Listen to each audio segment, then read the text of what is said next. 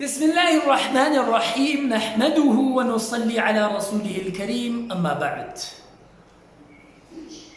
ما تاسو ته ډومبه ویډیو کړې وه د عقایدو او د اسلام او د ایمان د اصل حقیقت په باره کې چې هغې کې ما پوره وضاحت تاسو ته کړی و چې ایمان څه شی دی، اسلام څه شی دی. د هغې ویډیو دویم قسط نن تاسو ته شایع کوم او په هغې کې به زه وایم چې ایمان بالله د ایمان اولنی جز او اولنی حصه ده.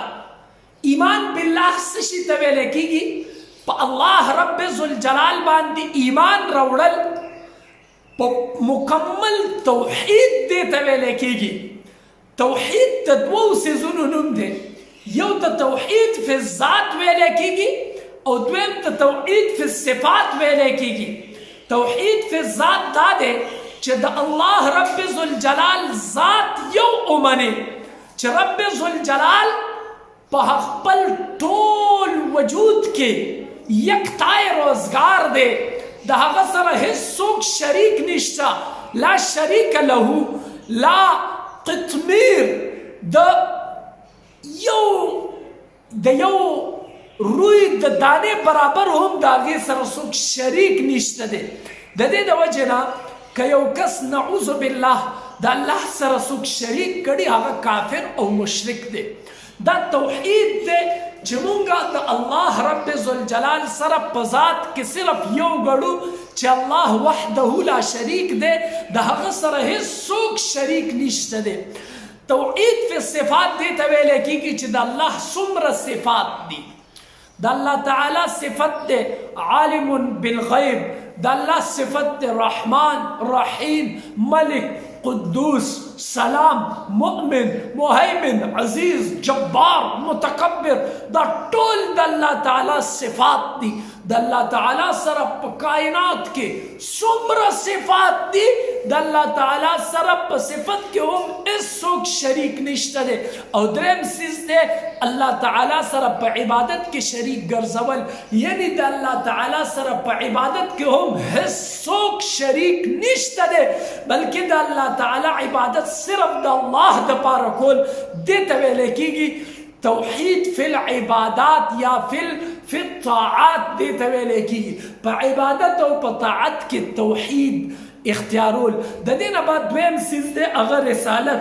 د الله د کلمې سره لا اله الا الله محمد رسول الله، دا د کلمې لومبی جز توحید دی، د کلمې دویم جز رسالت دی. یعنی الله دې دنیا ته 1,24,000 کم و بیش انبیا را لیږلي دي.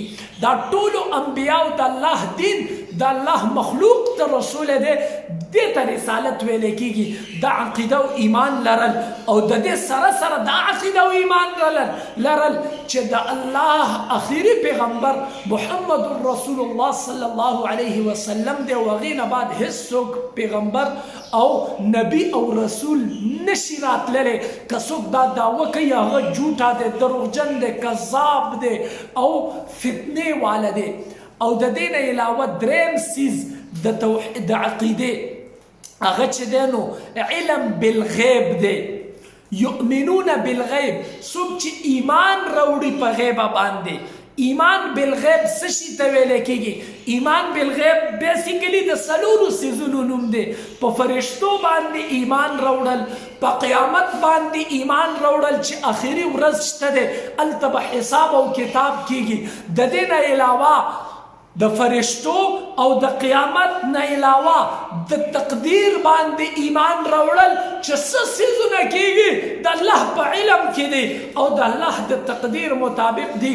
او د الله تعالی په پوره کتابونو باندې ایمان راوړل. 4 معتبر کتابونه د دې نه علاوه څومره رسایل دي، په دې ټولو باندې ایمان راوړل. دې ته ویلی کېږي ایمان بالغیب. اوس زه تاسو نه د دې ویډیو په آخري کې سوال کوم، آیا مونږ تر اوسه پورې توحید صرف په خولې باندې دی؟ مونږ د الله توحید منو، حقیقت کې منو او کنه د الله سره شریک ګرځو، کله په ذات کې، کله په صفت کې، او کله په معاملات او په عباداتو کې. دغه شانته د رسالت حقیقي معیار مونږ پیغمبر خدا محمد رسول الله ته ورکړی دی او کنه نه مو دی ورکړی. او دریم سوال ستاسو نه دا دی چې سوچ وکئ، لږ اندکې فکر وکئ چې آیا ایمان بالغیب مو حقیقي معنو کې راوړی دی چې د قیامت باندې زموږ ایمان دی نو ګناهونه ولې کوو، چې په فرشتو باندې مو ایمان دی نو ولې بیا دا رد بد وایو، او چې د دې نه علاوه په تقدیر باندې مو ایمان دی نو یو بل ته کنځلې ولې کوو چې دا تاو که تا داو که تا آغا وکه، او دغه شانتې که په کتابونو باندې ایمان دی نو عمل پې ولې نه کوو. ډېره ډېره مننه. زما نیکسټ ویډیو ته منتظر اوسئ.